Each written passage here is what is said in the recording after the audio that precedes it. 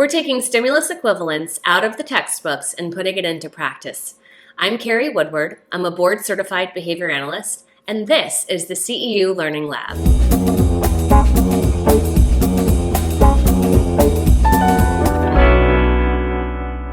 If you're here just to learn about stimulus equivalence, fabulous.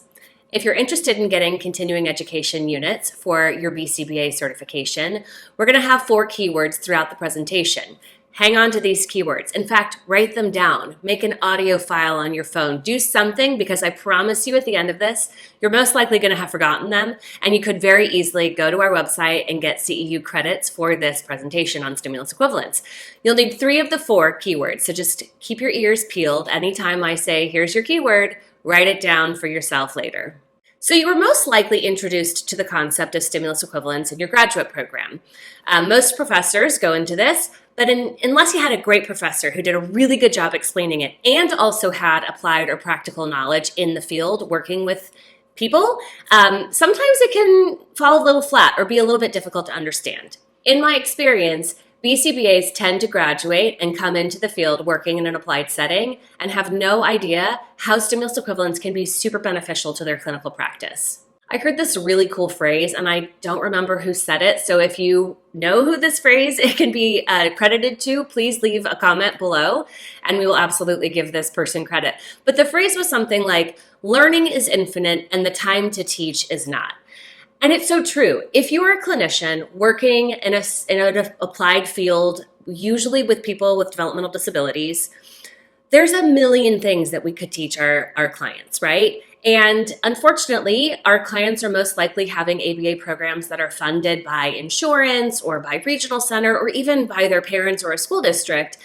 And it's not sustainable to have an ABA program forever. So could we teach a student something forever? Could we always come up with something to teach our clients? Absolutely. But do we have the time to do that? Is it reasonable to think that our clients are going to be able to have a funded ABA program for us to be able to teach them everything?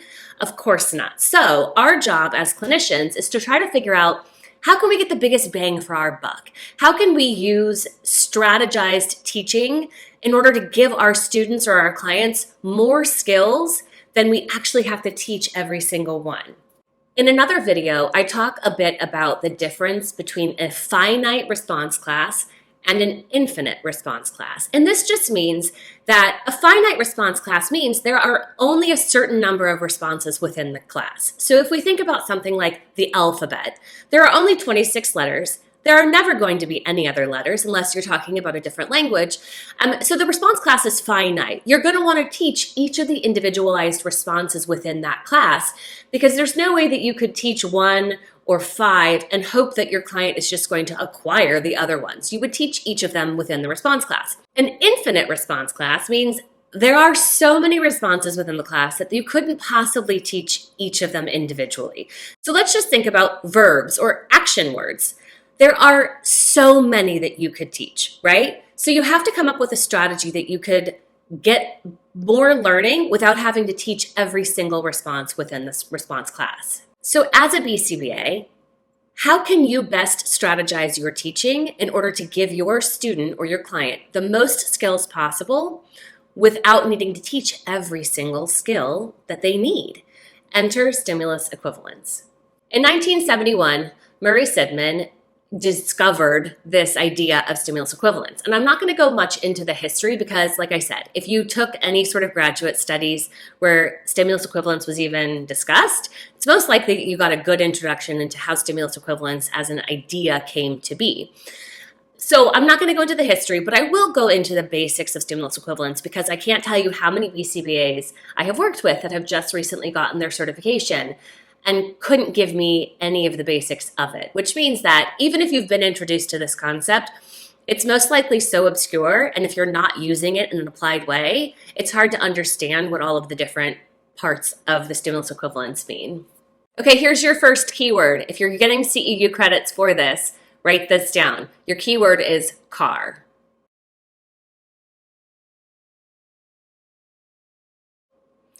We're going to talk about stimulus equivalence using the traditional triangle diagram, where you have different responses that are topographically different, meaning they look different. They function differently. However, they are equivalent in that they mean the same thing. And that's really what stimulus equivalence is derived on. There's an old mathematical equation that if A equals B and B equals C, therefore A must equal C. And that's exactly what stimulus equivalence is doing, but it's taking it out of math and putting it into practice with different responses. So in our traditional triangle, you have at the top of your triangle, you're going to have A.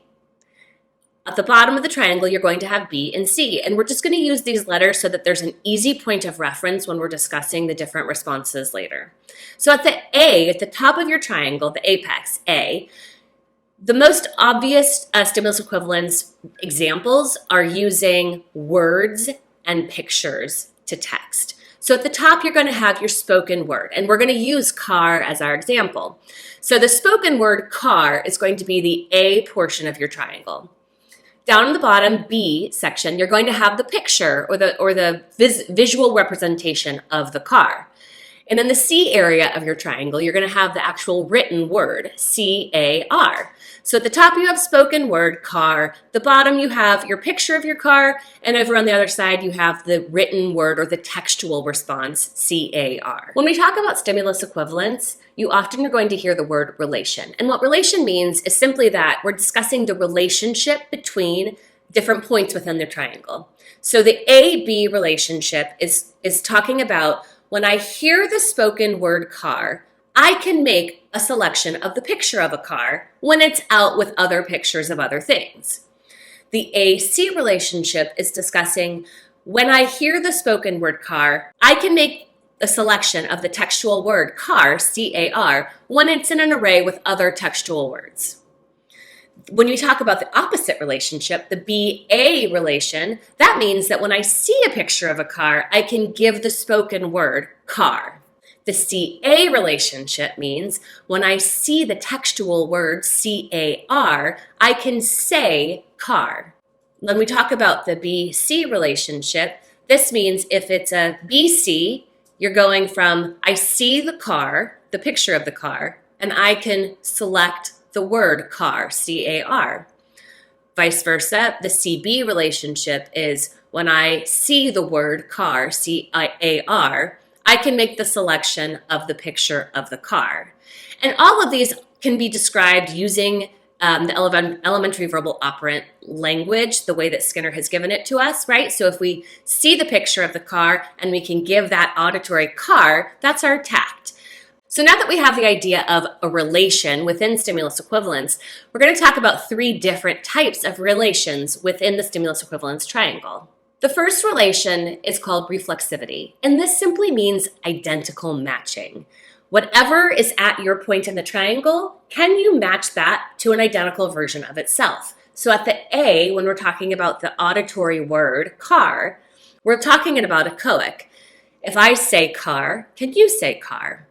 At the B, when we have a picture, do you have identical picture matching within your repertoire? If I have an array of pictures out and I show you an identical car, can you select that identical car? Going to the C relation, if you have textual words out in the array and I give you a textual word card that says C-A-R, can you match that to the other textual word car? And most of the time when we're talking about the reflexivity relation, it's the most basic form, and you're going to want to test for this always as a prerequisite skill. And if this prerequisite skill is missing from your client's repertoires, that's where you're going to want to begin teaching, because it's kind of a fundamental necessity in order to get some of the more complex relations within the stimulus equivalence paradigm. The next relation we're going to discuss is called symmetry. And this simply means if I have an A-B relation, meaning when I hear the word car, I can make the selection of the picture of the car. Can I go the opposite direction? Is that relation symmetrical? Now that means if I see the picture of the car, can I engage in that tact response of saying car? So this is going to be the next level of the equivalence-based training paradigm. First is identical matching, that identical reflexive relation. The next is symmetrical. Once you get that A-B relation, do you have the B-A relation? If you have the AC relation, do you also have the CA relation? Meaning, Do you have that reading? Can you see that textual word car, C-A-R, and can you say car when you see that word? Once the symmetrical relation exists, now comes the magic. Keyword number 2, magic. Write it down, remember it. And that's tongue-in-cheek, of course, because we know that in science there is no magic. They're simply phenomena that have yet to be explained. And in this, we can kind of explain it, but still, with the research that we have, we still don't quite understand how it comes to be. But the third relation when we talk about stimulus equivalence is transitivity. And this is where we're looking at whether or not we've taught A equals B and B equals C. Can our student learn that A equals C or C equals A without any direct teaching?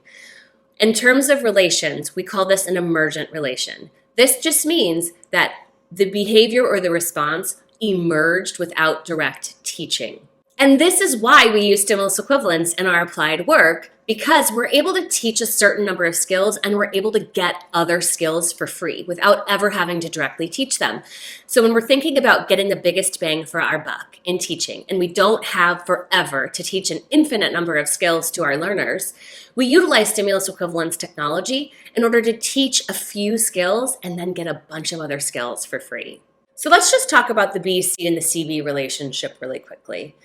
When we're talking about word to picture matching, I think sometimes we can lose why it's an important skill and why, when we're talking about words and pictures in general, the stimulus equivalence paradigm is so beautiful to a comprehensive understanding of language for somebody who is a language learner, like our students. We often will work on teaching our students how to read. We often will work on getting our kids to engage in tact responses. I think sometimes we can forget how important it is for our kids to actually understand what the words mean. So if we teach our kids how to phonetically decode words so that they see words and they can sound them out and say the word, that's beautiful. In fact, that's such a good skill.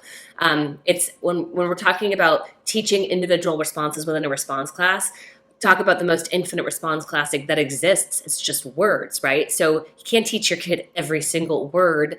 You can teach them how to read. You're teaching them how to learn. And therefore, once you give them that skill, they can come up against any word they've never seen before and use their phonetically decoding knowledge to be able to sound the word out and say the word. But what good does that do our kids if they don't actually know what the words mean that they are saying? I know that you probably have had examples in your life where you could be reading a paragraph of text and you're actually reading the words, but your mind is elsewhere thinking about something else. And so you get to the end of the paragraph and you think, what did I just read? So we're able to read words and have no idea or comprehend what the information is within those words. So the same thing with our kids. We can give our kids the skills to read and have them not even understand the words that they're reading. So it's so important to test for that BC and CB relation because that's actually giving our kids reading comprehension. And that's the point of reading, right? Is that when we're reading, we understand what we're reading. We're able to comprehend the words and that we have some sort of recall about what we've just read. The point of using reading as a skill to benefit them in the future. So in the traditional stimulus equivalence literature, when you're looking at equivalency-based instruction, you'll often see that you do an A to B, and then you test to see if B to A exists. You'll do A to C, and then you'll test to see if C to A exists. Sometimes you get that for free without having to teach the opposite. Sometimes you have to actually teach it. So you get the A to B, B to A to C, C to A, and then you're testing to see whether or not the B to C and C to B exists. That would be considered our emergent relation or that transitivity, meaning we got that without having to directly teach it. But is that the only way that it can be done? I would say that as a practitioner, your job is to identify your client's skills and weaknesses. Your job is to understand their learning history and to create unique, individualized programming for them that best suits their learning style. You want to do the research. You want to read the research. You want to understand how procedures work from the research level. And then you want to be able to tailor that and individualize it to your client so that it's going to be successful for them. So that's what I did as a practitioner. when you're looking at words, if your client does not have a solid understanding of words and letters, they're just black lines on paper. They have no meaning. And so you really do have to create meaning in the words and the text itself in order for it to begin to exert stimulus control. Because otherwise, you're going to have a very hard time conditioning these stimuli to evoke responses because they're all seemingly similar. They're all just lines. And unless you can discriminate and understand that a straight line is very different than a diagonal line and how different lines form together to be a unique letter versus another letter, words are going to have a very hard time acquiring meaning. So what we've talked about with the A to B, B to A to C, C to A, and then testing for B to C, C to B, is our traditional stimulus equivalence sort of paradigm. When you look up equivalency-based instruction, a lot of the times literature is talking about teaching using this strategy. But is that the only way that it can be done? Are there modifications that can be made to this traditional stimulus equivalence technology that would better suit your clients? Keyword number 3 is history. Write it down, remember it, history.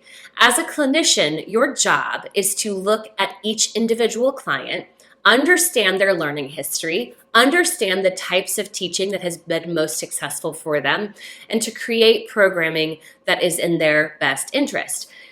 You need to read the research. You need to understand how procedures work at a research level, but your job as a clinician is to individualize these to suit your clients. So we need to look at our clients' learning history. How do they benefit from the teaching that you've done? Are they more visual? Do they do better with textual prompts? Those are the types of things that you're going to have to understand about your client before you dive into a stimulus equivalence procedure for them. I've had great success in using the traditional stimulus equivalence triangle, but actually approaching it from a different way in doing B to C, C to B, and using within stimulus prompts and then stimulus fading over the course of the procedure to get all of the relations of the triangle. So first, what's a within stimulus prompt? Well, it's a prompt that's embedded within the target stimulus or the antecedent stimulus itself. So it's not an extra prompt. It's not as if you're using a gestural prompt in addition to your stimuli. You're not doing a model prompt in addition to your stimuli. You're actually modifying the stimuli itself to function in a more salient way in order to evoke the desired response. And then stimulus fading simply means that that prompt that you've embedded within stimulus, you're going to be gradually fading over the course of your procedure. So the first client that I worked with using the stimulus equivalence procedure had a very rocky past with letters and letter identification and the beginning of reading. And what I know now as a clinician, I probably would have approached this in a different way. But at the time, we had been working on letter identification for years, and we had a very hard time. He had letter identification at the point where we started stimulus equivalence, but we could not get him to read. We tried sight reading. We tried so many different strategies, including working with the special education teacher that he worked with, to see what was going to work for him. And we just couldn't get it. And so when we were doing stimulus equivalence to begin with, we did the traditional method where he had, existing in his repertoire, he had tacting. So we had that B to A relation. You show him a picture, he could tact it using an auditory word. He had the match to sample repertoire, meaning that he heard the word and he could make the selection of the picture. But we could not get the A to C relation when it was say the word and make a selection of the words from an array. And because he didn't have a solid grasp of letters, what I know now is that letters are arbitrary black lines on a sheet. And so unless you've done some serious discrimination training so that your clients can discriminate between different types of lines, straight lines, diagonal lines, horizontal lines, how those lines come together and form a unique letter, then yeah, it's going to be really hard to get discrimination at the word level because now we just have a bunch of lines on paper and it looks very similar to another word that has a bunch of lines on paper. So we could not get the A to C relation. And then obviously, if you can't select words, it might be hard to see the word and read the word. So we were having a very difficult time with that.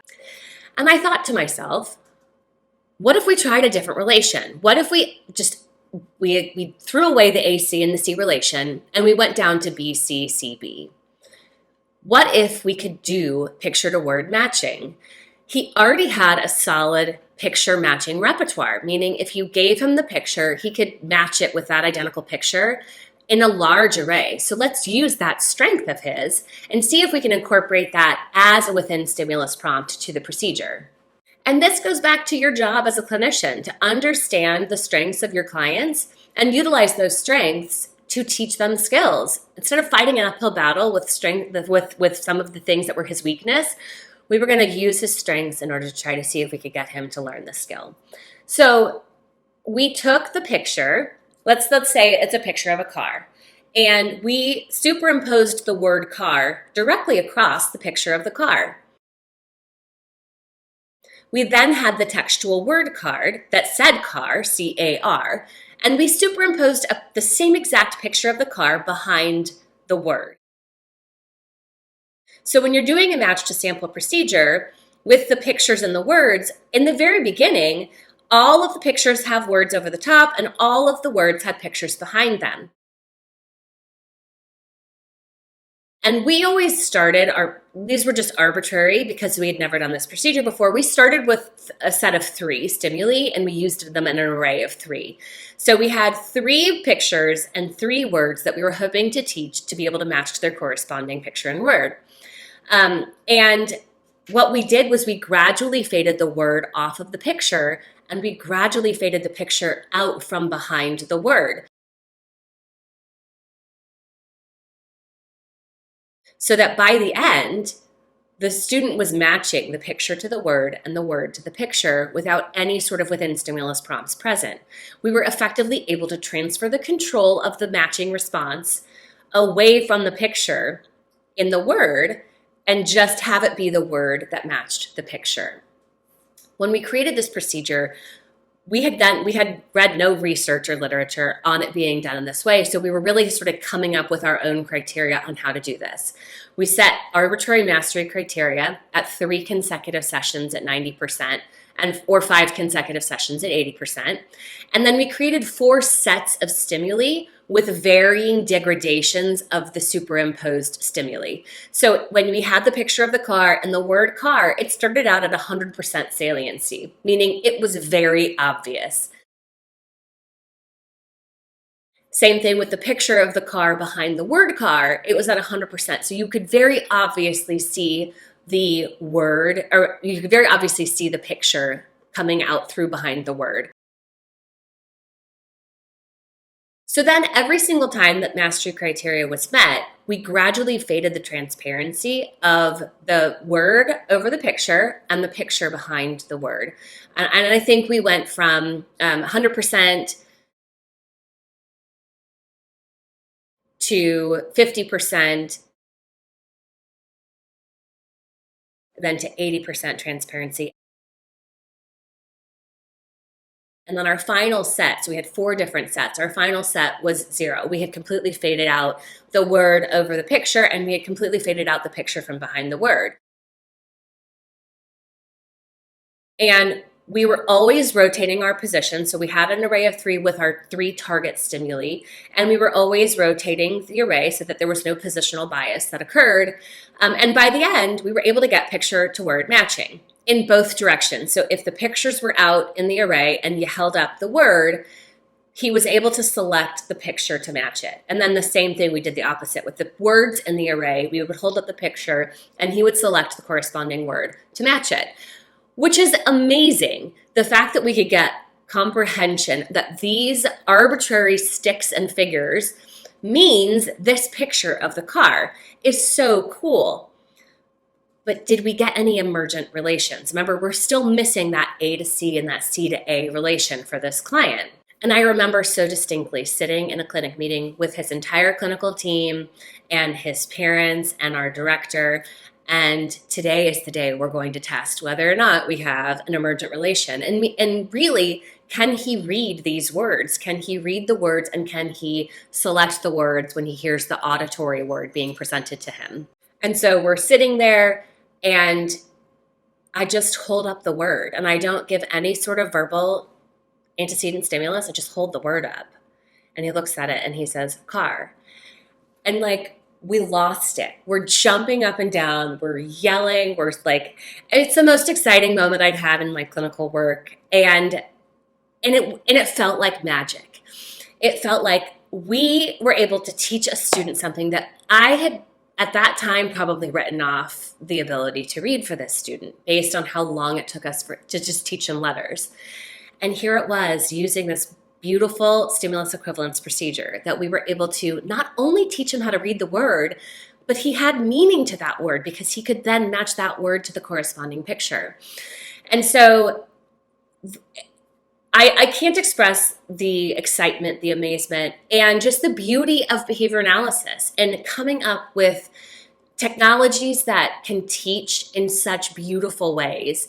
And the question is this: did you teach that skill, or did it just happen?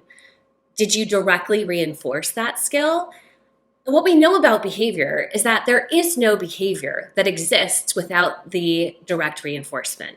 You may not have been reinforcing an overt response. You may not have been programming reinforcement for a behavior.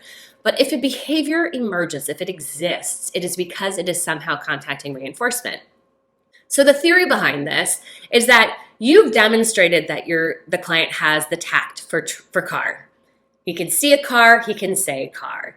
You're then using that picture of the car in this match to sample procedure, where the picture of the car is very evident through most of the procedure until the final stage.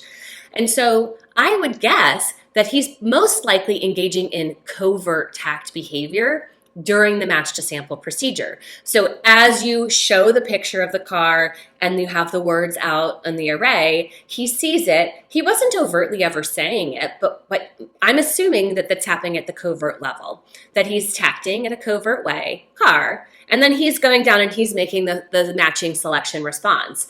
So he's engaging in that tact behavior, car, as he's coming into contact with the textual CAR, car. And then we're providing the reinforcer contingent on the correct selection. So we're also inadvertently directly reinforcing that covert tact of the textual card car, such that when presented with that textual word car, he says car because he has a history of tacting it, whether it's covert or overt, and accessing reinforcers. So we know that there's direct reinforcement happening within this procedure, although it may not have been programmed and it may not have been something that you were trying to reinforce. There has to be some way that the behavior is accessing reinforcement in order for it to exist for this student in his repertoire. So the stimulus equivalence triangle can be a little confusing unless you start to get in the practice of using it. And I would say that it is incredibly beneficial to help map out your students' repertoires in order to understand what relations exist already for your client, what relations do you have to teach, where are you getting emergent relations? Because the other thing that we noticed as we utilized the strategy with a number of different clients was that over time, the number of trials that it took in order to master a skill decreased with each successive set of stimuli that we introduced. So it was like he was learning how to learn. And it's beneficial because you also can't just assume that one strategy is going to work for your client. Your client may actually benefit from the traditional equivalency-based instruction, the A to B, the A to C testing for the B to C relation. But you're not going to know what benefits your student or your client without testing it out. So it's important that you not only are tracking what relations already exist in your student's repertoire, what relations you had to teach, which ones emerged, because that's going to tell you how much did we get? How much free learning did we get? How many skills did we directly have to teach? And how many skills did we get for free without having to teach it? That's going to be your most efficient strategy. If you're doing the traditional stimulus equivalence paradigm, the A to B, B to A to C, C to A, testing for B to C, how many of those did you have to teach before you started to get emergent relations? How many different sets did you have to introduce before you started to see learning happening more quickly? Because once you can test out that efficiency of two different strategies, then you can say, hey, listen, strategy B is way more successful with this client specifically. We're going to use this strategy moving forward and abandon the old strategy. but you're not going to know that unless you try it. With this, our first client that we did this with, I think it probably took about 10 sessions at each level, at each different set, where we went from the very salient and then faded 1, faded 2 to the natural set of stimuli where there was no prompting at all. 10 trials per session, 10 sessions. We're talking about 400 trials to get to that point where he could successfully match the car to the word car and he could read the word car. 400 trials is a lot, but it was a lot less than when we had tried the traditional way and we had been stuck for months trying to get the A to C and the C to A relation. So it was already showing to be more efficient than the traditional equivalency-based instruction paradigm. But what was cool was that as we introduced new sets of stimuli, so, car, tree, and bird were our first ones. Once those were mastered, we'd introduce 3 more. Each set got faster and faster and faster to the point where we would introduce a new set of stimuli and we would know pretty consistently it would take him 3 sessions at each stage, because all you needed was 3 at 90% in order to be able to advance to the next stage. Now, again, we had set that mastery criteria completely arbitrarily.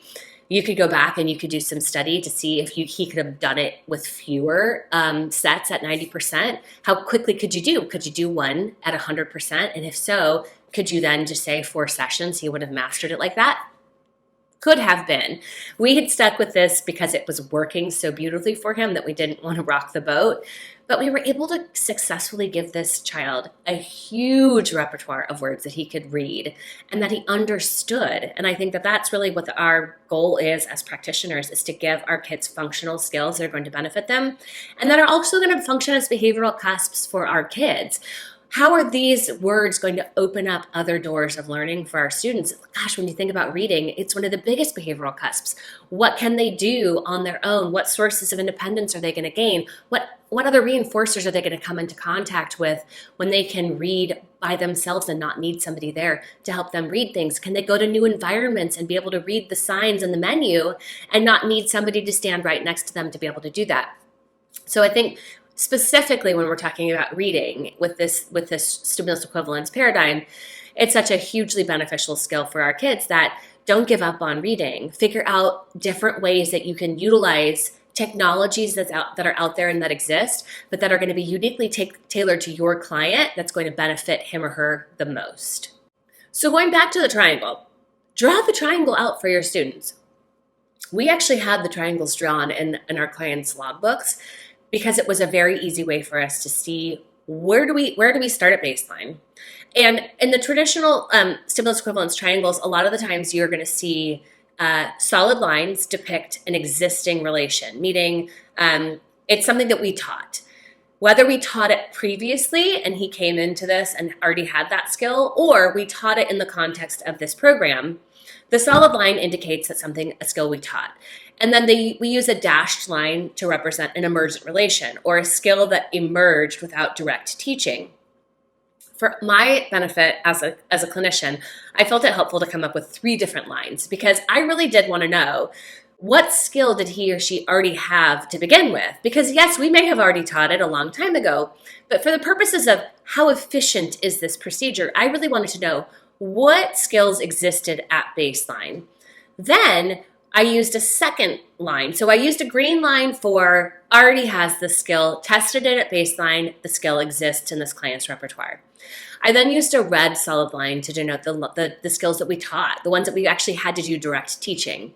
Then we used a dashed line to denote skills that emerged that didn't actually need to be directly taught, because I could go back and I could look at these triangles and I could look at the triangles for the different sets of stimuli that we introduced and see over time, are we getting more for free? Are we teaching less and less at each step of the process? Because that really gives you an idea of how efficient this procedure is going to be for your student. Okay, so now let's talk about generalization, because when we're talking about the different sets of stimuli that were introduced for each client, we're assuming that it's a mastered skill, meaning we now have the B to C and C to B relation, but we also now have the A to C and the C to A relation. We have all of the relations of the triangle for this set of stimuli. But that just means that it exists within the context of the training stimuli that we used. Do those skills generalize to other stimuli that are similar, but not the exact stimuli that were used within the context of your training. So if we're sticking with our car example, do all of those skills still exist when you use other pictures of cars? When you use different text, when you use a different font, when you use text in a different modality, meaning we used a textual card, how does that transfer to you seeing that card or seeing that word handwritten by somebody or on a computer screen or written down with a different type of font? And it's again going to be based on your individual clients and what their history of generalization is. If you obviously know the different types of generalization, the ways that we can program for generalization, hopefully based on your time in graduate school, but then also based on your time in the applied field. For some clients, you get real lucky and you do have to just train it and then hope that it happens. And guess what? Sometimes it does happen. But for most clients, that is really not happening. With the specific client that we first began this stimulus equivalence procedure with, we had such tight stimulus control by the end of the procedure that the moment we even modified the font of the word, even just keeping it in the same modality on a textual card, but modified the font, the skill was completely gone. Which is amazing because just shows what features of the word are being attended to and what's actually controlling the selection response. So I know that you know as a practitioner how vitally important generalization is. You can't just teach a skill in a bubble and have it happen when you're there with the RBT and then it doesn't happen outside of that. It's a useless skill. It's not worth us even bothering to teach. So it's so important that as you introduce your next sets of stimuli and you're starting back with your most salient prompting within stimulus prompts, you're also taking your mastered sets and you're working on programmed generalization. And we created a whole program on how the generalization is going to work for this specific client based on what was working for him. We actually had to do match to sample procedures using the text and have it match to text of a different font or text in a different modality. Reading it on a computer screen, reading it on a whiteboard when handwritten. So we had to do a ton of work to get that reading or that textual behavior to occur outside of the context of the training stimuli. Because what good is it going to do if he can read it on this one textual card in the Arial font that you use to train it, but the moment he comes into contact with that word in the natural environment, the skill is completely gone, meaning it doesn't evoke the desired response. So do the work to teach, but also do the work to generalize and then obviously maintain and thin your schedules of reinforcement so that the behavior begins to happen in the natural environment. So because I gained such success using this strategy with one client, it was obviously something that I was wanting to test out with other clients that I was working with. And there are some clients who do really well with the traditional A to B and A to C test for B to C, but I found a lot of success using this within stimulus, prompting and prompt fading, doing the picture to word matching for a lot of clients. And so that's my unique experience. As a clinician, your job is to find the strategies that work for your clients, to tailor them individually to your students, to do some testing out of procedures to compare two different types of procedures and look at trials to criterion or how quickly they're able to master the skill using two different strategies. Don't just rely on research. Don't just rely on other clinicians' accounts of what they're doing, but take all of it into account as you're doing your individualized programs for your clients. When you're testing out two different strategies to see which one is more efficient, you're going to want to also be cognizant of your selection of the stimuli. When we're thinking about reading, you're wanting to look and make sure that your stimuli in the different sets are very comparable in effort. Because let's just say with set number one, you're using the traditional A to B, A to C test for B to C route. And for that, you choose the word cat, bird, and dog. Then for your other set, and you're testing out the different strategy on your stimulus equivalents, the B to C and the C to B, you choose a different set of stimuli and you choose spaghetti, surfing, and staircase, okay? They all have more syllables, they are harder words to pronounce, and they all start with the letter S, which when we're doing a visual discrimination of textual word cards, sometimes when you have the same initial letter of all of the words, it can be very tricky because a lot of times clients are attending to that first letter in the word. Now, if you have a client that's attending to the first letter of a word, you obviously have to do a lot of work to get stimulus control in the whole context of the word. But when you're very first starting out and you're just testing two different strategies, you want to have comparable stimuli. Use single syllable words that all have different initial starting letters for both sets so that then when you see at the end, strategy A took us 10 trials at 10 sessions, so 400 trials. And strategy B took us 5 trials through 7 sessions. This one is more efficient. You can say that with relative certainty because your response effort is the same across. There are obviously going to be other variables that may be at play that gave you a better strategy using strategy B, but you can also test it out with a second set of stimuli for both before deciding, okay, this is our strategy that is most efficient for this client. Okay, so your fourth and final keyword is money. Write it down, money. We're going to discuss other ways that stimulus equivalence procedures or equivalency-based instruction can be used outside of just your words and your pictures, which gives you a reading behavior, a reading skill. Because it really can be utilized for anything where there are multiple stimuli that all mean the same thing. And as we're looking at ways to find efficiency in teaching our clients, what other ways can we utilize stimulus equivalence in order to cut down on the number of trials or the length of teaching time that it takes to give our kids more skills? So one of the first things is money. We have, let's just talk about coins, but you could do dollars too. So you're also going to come up with examples that have more than just 3. Remember that our traditional stimulus equivalence paradigm is that triangle where you have 3 different responses that are topographically different, but equivalent in a different way. But there are lots of things where you have more than just 3 different relations. So in money, when we're talking about coins, I'm going to show you some ways that you can diagram outside of the traditional triangle. But you have a nickel, let's say. So you have the actual physical nickel, the coin itself. Then you have the written word nickel. Then you have 5 cents, the number 5, and the sign cents. But then you also have the textual word 5 or 5 cents. So you could see how you could do stimulus equivalence with a variety of different relations. And again, as you get more and more relations, it's a really cool thing to see. How many do I have to teach before I start getting some for free?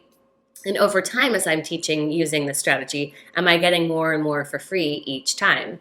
But the same can be done with dollars. You have a dollar bill, you have the $1, you have the textual dollar, you have the textual 1, and you're matching them all because they're all equivalent. They're topographically different, but they're all equivalent. You could use stimulus equivalence for just straight number and quantity understanding for our early learners. You have your digit, say number 5. You have the digit 5.